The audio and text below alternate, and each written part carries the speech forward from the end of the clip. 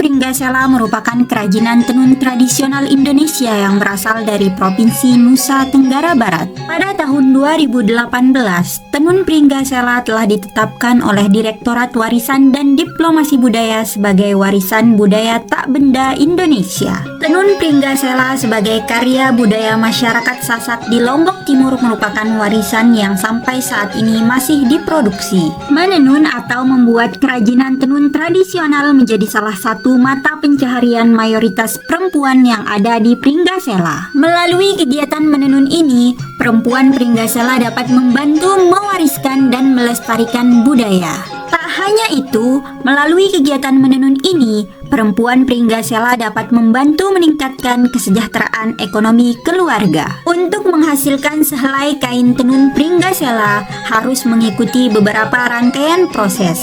Di antaranya adalah sebagai berikut. Proses pertama adalah proses tajin atau nasin. Pada proses ini yang dibutuhkan adalah beras ketan putih dan air secukupnya. Beras dan air tersebut dicampur kemudian dimasak menjadi bubur encer. Setelah itu, benang yang sudah berwarna kemudian dicuci tanpa memakai sabun untuk menghilangkan kelebihan zat pewarna yang masih tertinggal dan tidak rata. Selanjutnya, dalam keadaan basah, benang dituangkan adonan bubur beras ketan, lalu dibilas hingga merata. Benang yang sudah rata dengan adonan beras ketan lalu diangkat dan disisir di tempat penjemuran.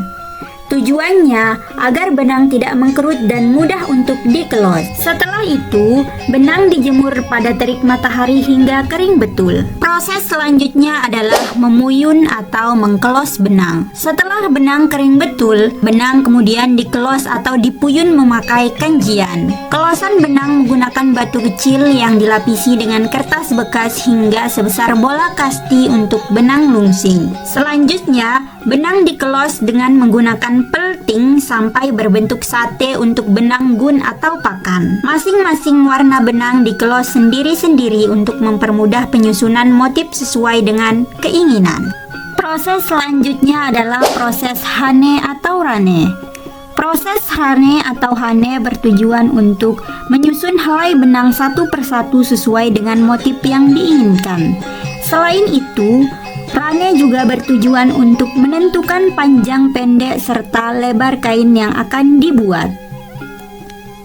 Proses hane atau rane sangat membutuhkan ketelitian para pengrajin yang bisa melakukan hane itu sendiri, karena kesalahan-kesalahan kecil akan bisa mempengaruhi kualitas serta motif kain. Proses selanjutnya adalah nyusuk suri. Dalam proses nyusuk suri ini, benang lunsing yang sudah tersusun warnanya sesuai dengan motif yang telah dibuat pada saat hane, selanjutnya dimasukkan helai demi helai ke dalam lubang suri atau sisir sesuai dengan urutan susunan warna motif. Alat yang digunakan untuk nyusuk suri biasanya adalah gagang sendok makan atau jejanggel. Proses nyusuk suri ini bertujuan untuk merapikan dan mengatur urutan benang lunsing menurut motif, menentukan tebal tipisnya kain, menentukan halus dan kasarnya kain, serta menentukan lebar kain. Proses berikutnya adalah proses begulung. Dalam proses begulung ini, benang lunsing yang telah dimasukkan semua ke lubang sisir atau dalam proses nyusuk suri tadi,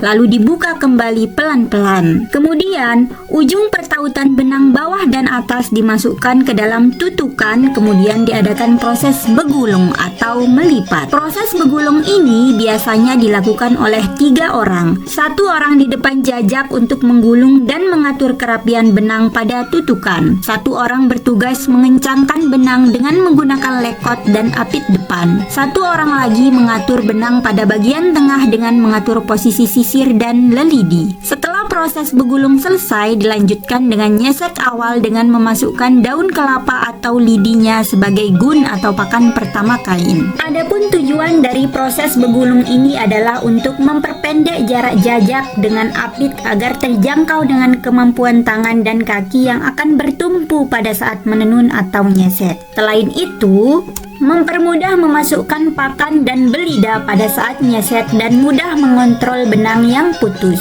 serta mempermudah membuat motif sesuai dengan keinginan dan motif tambahan seperti songketnya. Dan proses yang terakhir adalah menenun atau nyesek.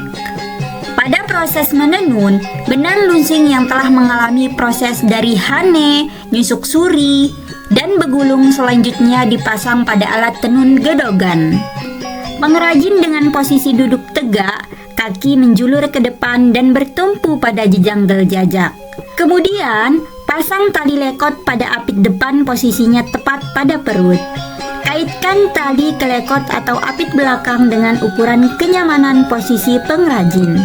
Setelah itu, masukkan benang gun ke dalam sela lapisan benang lunsing dengan menggunakan teropong yang di dalamnya telah ditaruh benang gun yang dikelos pada pelting. Sesek dengan belida benang gun yang telah dimasukkan tadi dengan menggunakan kedua belah tangan agak keras sambil diulangi 2 atau 3 kali. Sesuaikan kekuatan sesekan agar benang lunsing tidak putus. Kemudian, susunlah motif kain dengan mengungkit benang lunsing menggunakan lelidi sesuai dengan motif songketan yang diinginkan. Selanjutnya, setiap kali memasukkan benang gun atau pakan ke dalam lunsing harus diikuti gerakan nyesek dengan menggunakan belida. Hal ini dilakukan sampai benang lunsing telah habis. Gerakan nyesek sangat mempengaruhi tebal tipis dan kualitas kain. Proses ini memakan waktu 7-30 hari. Nah, itulah dia serangkaian proses untuk menghasilkan sehelai kain tenun Pringgasela. Ayo lestarikan budaya lokal dengan bela dan beli produk lokal.